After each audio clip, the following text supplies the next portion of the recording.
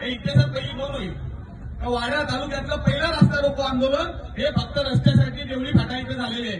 काकांनी सांगितलं का 50 वर्षात आम्हाला असा रस्ता खराब दिसला नाही, तो आता आम्हाला 1-2 वर्षात दिसायला लागला.